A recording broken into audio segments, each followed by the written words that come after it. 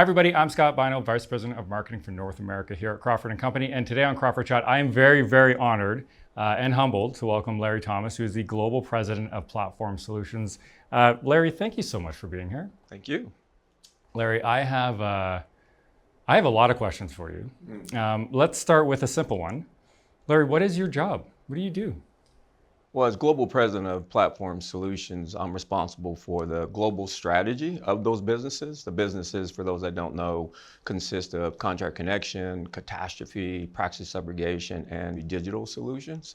While responsible for the global strategy, there's probably two main focuses as far as to answer your question, what is my job? One and primary focus is to make sure those businesses are focused on the marketplace needs and that we're leveraging innovation and technology to address the unmet needs of the industry.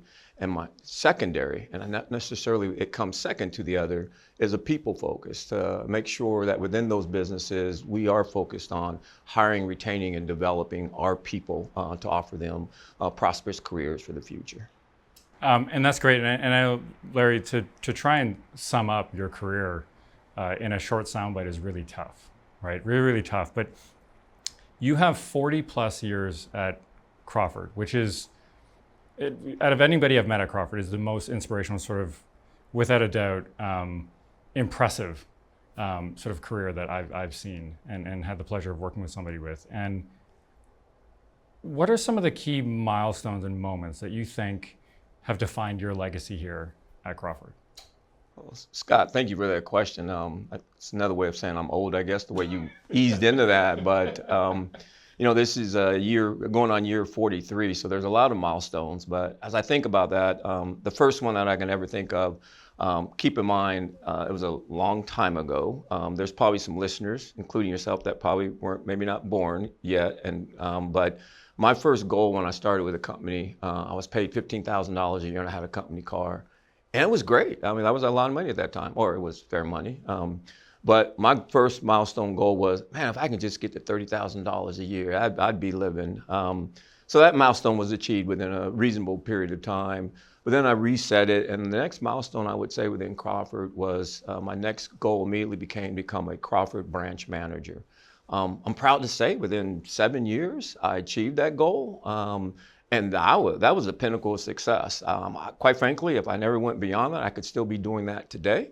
And I was pleased, but Crawford being a company of ample opportunity, an opportunity came knocking on my door beyond that. And I was asked to become Vice President Regional Manager of the Western Region, which is what we call loss adjusting our field operations today. The individual had got promoted to a home office job, which wasn't quite one of my aspirations at that time, and I replaced him. So I got to become the manager of the managers of the dream job. So I guess it was a dream within a dream, which again, I was totally content and happy, was not looking for other opportunities within Crawford. But then what probably will define my time at Crawford was the next opportunity that came when in 1999, I was asked to head up this acquisition that they had made, with what we call Contractor Connection today. It was located continues to be located in Jackson, Florida, but the time they came to me and asked me to take it over, I asked, why me and where's Jacksonville? Those questions were asked, and the rest is history. I'm pleased the company offered me that opportunity because I got a chance to work with some really great people, and we've done some really great things within Contract Connection and set it as an industry leader. So that's probably the biggest success. But in addition to that, even beyond that time frame, since then I've been given expanded duties, and Rohit Verma likes to joke that I pretty much run every business in the company, which there's a lot of truth that during the course of my time, I've touched a lot of the different businesses from whether it's our GTS, or in the early days we did our Broadspire TPA within the businesses, and loss adjusting and contract connection, our aviation, class action group. So I'm real proud and pleased that I've had an opportunity to touch a lot of different businesses over the course of my career. What I'll say, Larry, is your impact, I think, and what strikes me is it's not just on the business, but it's rippled throughout the industry. It was recently announced that you're a Hall of Fame winner from insurance business. So congratulations on that. Thank you. I want to know, how does it feel to know that your work and your influence is so far-reaching?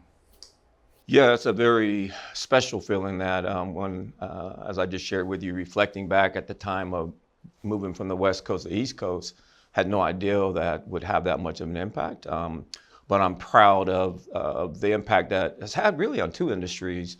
What we do today in the contractor connection managed repair was not necessarily an industry just yet. It was at infancy stages, and Crawford was at the forefront of setting the pace for that. And we've impacted both the insurance industry and restoration industry.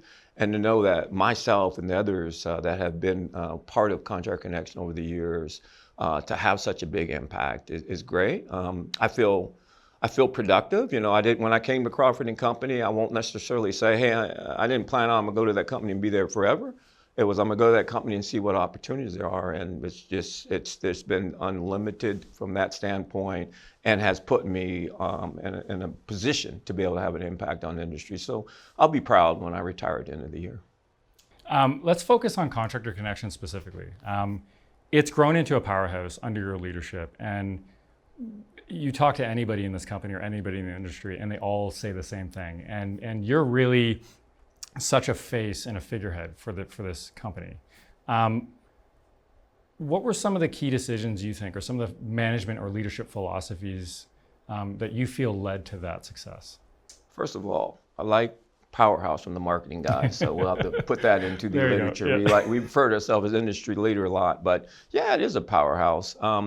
But it wasn't always that. You know, in those early days, I will admit, it was a very modest investment that Crawford made in an acquisition. It was a startup business, had been in business for 2 years. We didn't do a lot of due diligence, so when I showed up, it wasn't what we thought it was.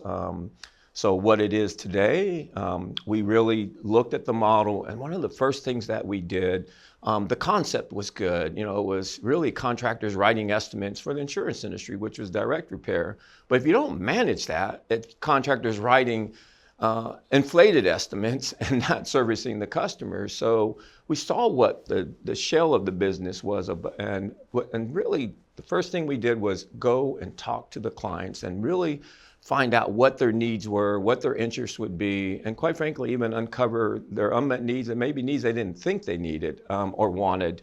And once we found out those client expectations, and I'm proud that the business today still focuses on uncovering those needs because they constantly change, we then determined what model was needed, and we addressed the restoration industry because they weren't very sophisticated.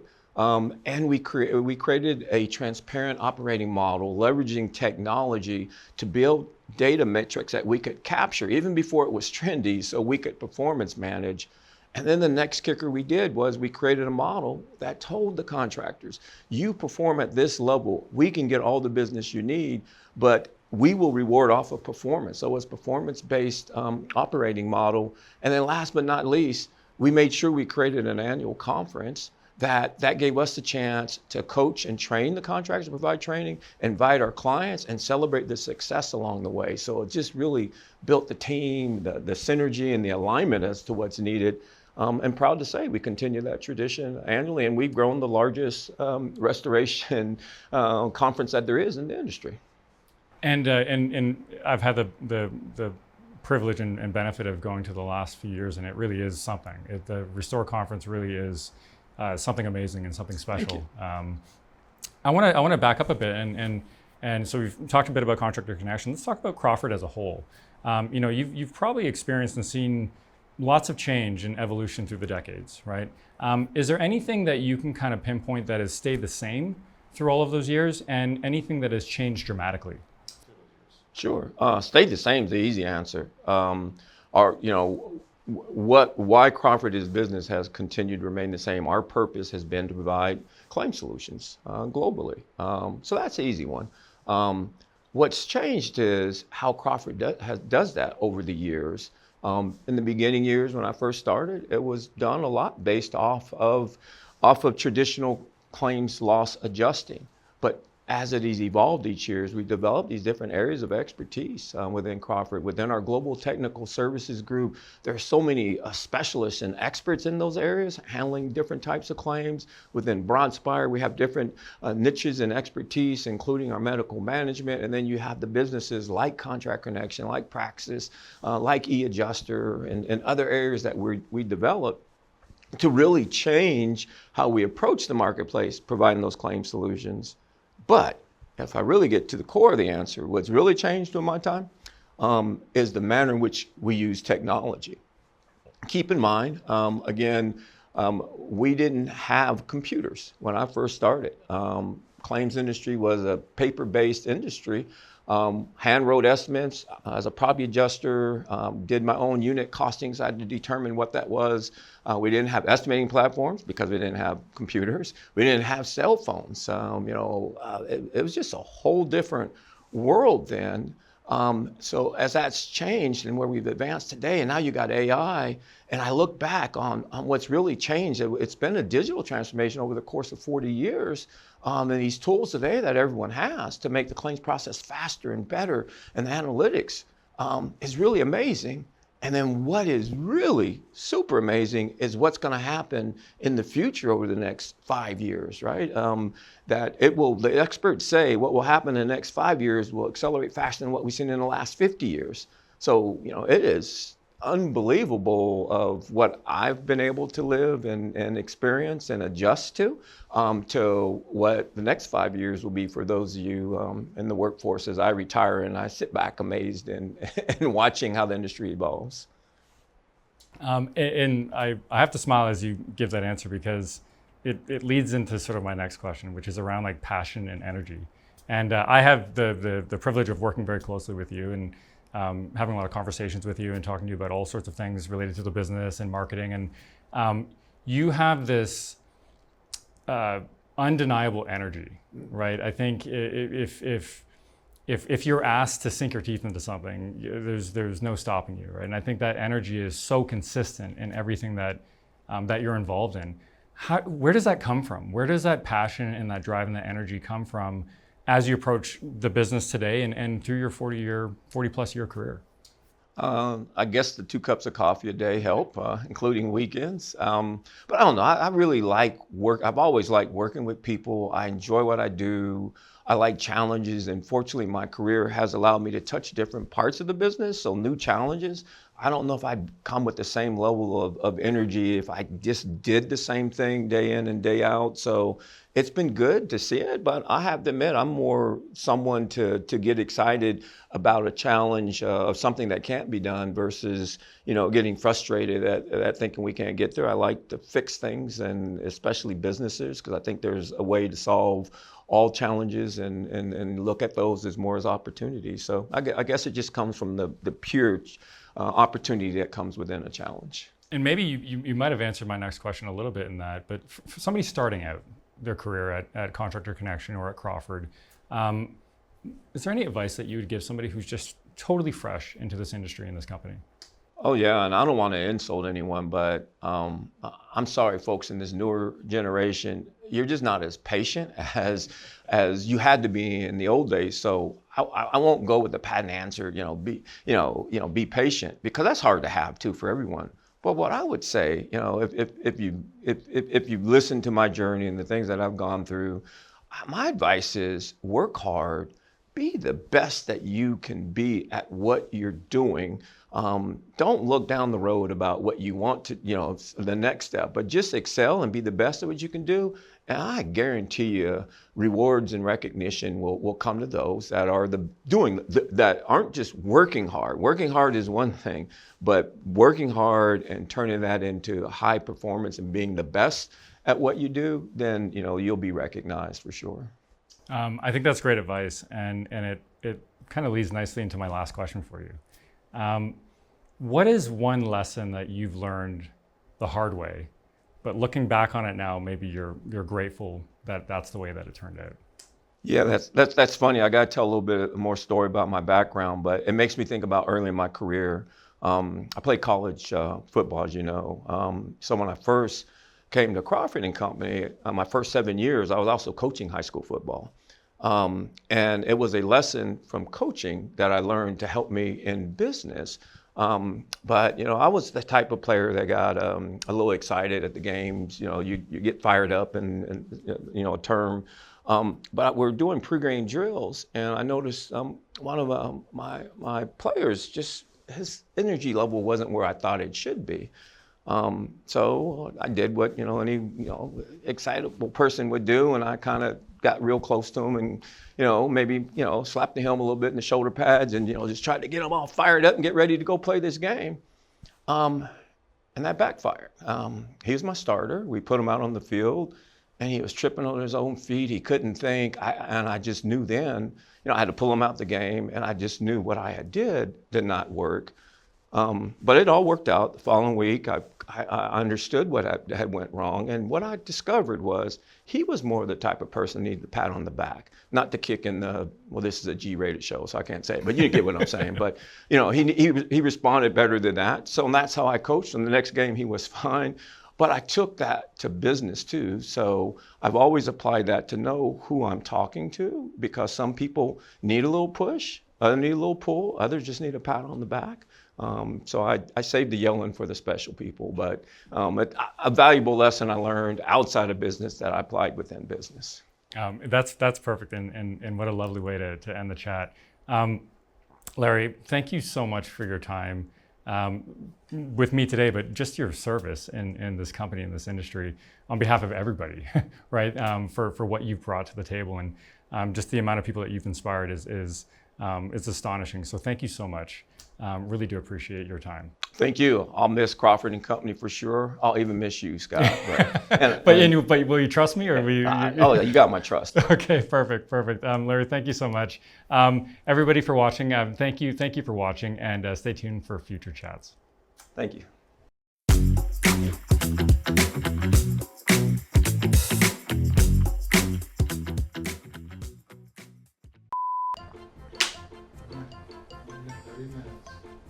Rolling? We're rolling. All right, Larry, we're gonna throw a curveball. We're gonna ask you some rapid fires first. You owe those things, huh? You're a coffee or tea drinker? Coffee. Coffee. How many cups of coffee have you had so far today? Oh, 2 a day. 2 a day, that's it. That's it. Does it get dangerous 2 a when you get to day. 3? 2 a day, unless I'm in all-day meetings, and then it's probably 2 an hour, but 2 a day. If you had to wear one Halloween costume every day for a year, so every day you have to wear this costume, what would you wear? Oh man, the Superman costume. Superman costume. Absolutely. The tights and the whole thing. I don't know about the tights. Loose tights. Okay, Batman costume then. Doesn't he have tights too? Oh, yeah, maybe. They all have tights. I'll go as Bruce Wayne. Okay, there you go. Okay. What's the worst haircut you've ever had? Probably the one that I most recently wear, because I have less hair. Early in my youth, I had the big afro. And as you say that, and I asked this question because I know about that photo. Oh, yeah. That was a small afro. Maybe we'll flash it on screen at this point. We'll see. For those that want to envision, think Jackson 5, Mod Squad. It was. Yeah, we'll put it on screen. No, you don't really. With your permission, we'll put it on screen.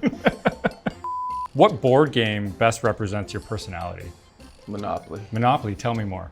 I don't know. It's I always enjoyed doing it. My family won't play Monopoly with me anymore because I get a little too into it. You're enterprising? Aggressive? Yeah, you like to collect things. Dominate, take over. I'm not going to go there. That's your words, but why not? What's the strangest job you've ever had? Carpet cleaning. Carpet cleaning. Okay. Doing college, right before college. Yeah. Summer job. Yeah. Okay. Turned out that it was more than carpet cleaning. It was sales. Okay. They got sales. You had a pitch that got you in to clean the carpet, and then with the homeowners, you turned it over. So cleaning the carpet was the way to do the real job, which was to sell carpet cleaning. So you were sales and operations rolled into one. Yeah, all in one. all working out of my car. Where I got good at it, they actually assigned me some trainees all in one summer. I could just do the sales part, and someone else was able to. I subcontracted the labor. There you go. Very enterprising. Yeah, yes, there you go. Okay, not dominating, enterprising. Yeah. What's the weirdest thing you've ever eaten? Fried baby lobsters. So I got to tell the story. I was in Japan. And was enjoying this dinner. Had a couple of Japanese beers that had high alcohol content, so I didn't realize I was eating that. I was eating these crunchy things. Tasted really good. And I started fixating. I saw as I was putting them in my mouth, it had eyes on it. And then I looked a little closer, so they were little baby lobsters fried whole. I was going to ask you, did you stop once you realized that you're... Yeah. Absolutely. Haven't had them since. I love how you just went for it without looking at what you're... What's your secret life hack that only works for you? Relax and enjoy. It's hard to do though. Well, I didn't say I'm good at it. Yeah, but you better get good at it. Yeah, I'm working on that. I'll have more time on my hands. I'm going to ask you again in 6 months. Yeah. Well, that's going to be the hardest part of this whole chat. Yeah, thank you for sneaking up on me on that. There you go. Did you not know I was going to ask you? I knew you were going to ask questions? them. I thought it came at the end, but I didn't think they were going to be that silly either. Yeah, some of them get silly. I learned not to trust you, but that's okay. You should, now you've learned. I like you, I just don't trust you now. You heard it here first, folks. Perfect. Yeah, All right, that was it. Good. Appreciate it. Yeah, that No was cuts. awesome. I feel good. That was great. Do anything, Yeah. so.